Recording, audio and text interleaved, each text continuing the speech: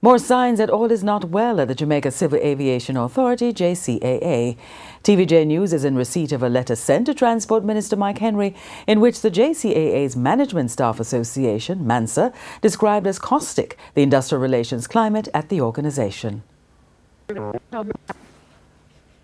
In the September 4 three-page letter, 4 days before a lightning strike shut down operations at the Kingston Air Traffic Control Center, MANSA pointed to what it deemed as the incompetence of the executive management of the JCAA. The association argues that poor leadership at the executive management level is negatively impacting the workforce and the aviation industry as a whole. The letter states that this has plunged most of the staff population of the JCAA into a state of apathy.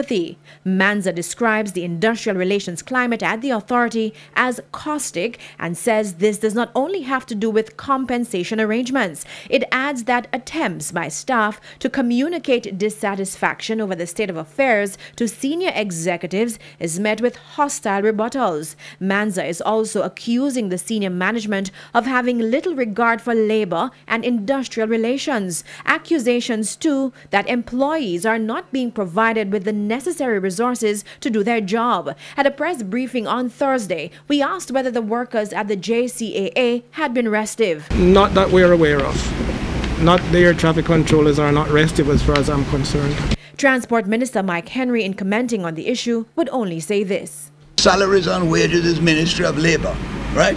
I have been having a relationship with the persons in the industry, and I believe they have the best interest of the country at heart.